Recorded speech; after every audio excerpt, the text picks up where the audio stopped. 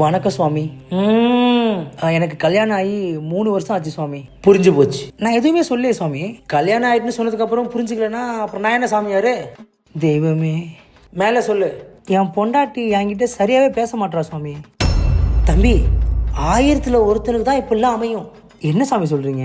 நீ ரொம்ப அதிர்ஷ்டக்காரன்ப்பா. Love marriage பண்ணவனுக்கு இதே நிலைமை தான், அரேஞ்ச் மேரேஜ் பண்ணவனுக்கு இதே நிலைமை தான். அப்புறம் யார்? அதாவது தம்பி, ட்ரெயினில் விழுந்து தற்கொலை பண்ணுறதுன்னு முடிவானதுக்கப்புறம் அது கோயம்புத்தூர் எக்ஸ்பிரஸாக இருந்தால் என்ன, நல்ல எக்ஸ்பிரஸாக இருந்தால் என்ன? அதுவும் கரெக்டு தான் சுவாமி. அப்போ இந்த காதலுக்கும் கல்யாணத்துக்கும் என்ன தான் சாமி வித்தியாசம்? நல்ல கேள்வி தம்பி. அடிமை மாதிரி வாழ்ந்தா அது காதல், அடிமையாகவே வாழ்ந்தா அது கல்யாணம். கரெக்டு சுவாமி. நானும் வேலைக்கு போகிற இடத்துல அவ்வளோ பேரை சமாளிக்கிறேன். ஆனால் வீட்டில் இந்த உலகத்தையே சமாளிக்கிற அளவுக்கு உனக்கு திறமை இருக்கலாம். ஆனால் அந்த பருப்புலாம் பொண்டாட்டிக்கிட்ட வேவாது. இப்போ என்ன எடுத்துக்க, எனக்கு கல்யாணம் 25 வருஷத்தில் ஒரே ஒரு தடவை தான் எனக்கு என் பொண்டாட்டி சண்டை வந்திருக்கு. என்ன சாமி சொல்கிறீங்க? கல்யாணம் ஆகி 25 வருஷத்தில் ஒரு தடவை சண்டை வந்திருக்கா? எப்படி சாமி? அந்த ஒரே சண்டை தான். அப்போ வந்தவன் தான் வீட்டை விட்டு.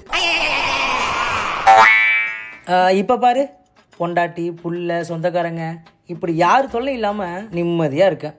அது என்னமோ கரெக்டு தான் சுவாமி. பொண்டாட்டி சமாளித்தாலும் இந்த போகிறவரோன்னு சமாளிக்க முடியல சாமி. குண்டாக இருந்தால் கொலஸ்ட்ரால் இருக்கான்னு கேட்குறான், ஒல்லியாக இருந்தால் சுகர் இருக்கான்னு கேட்குறான், கோவப்பட்டா ப்ரெஷர் இருக்கான்னு கேட்குறான். சரி, எதையும் பேசாமல் அமைதியாக இருந்தால் ஏன் பாயாச்சும் பிரச்சனையான்னு கேட்குறான். அப்படி தான் தம்பி, இந்த குறை சொல்லிட்டே இருக்கோம் வாயில்.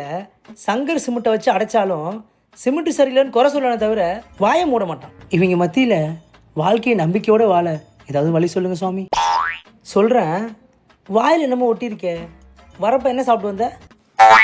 அது வர வழியில் அந்த மொனக்கடையில் காளான் சாப்பிட்டேன் சுவாமி. அவன் காளான் தான் போட்டானே, உனக்கு தெரியுமா? அவன் முட்டை கோசை போட்டு கிண்டி கொடுத்தான்.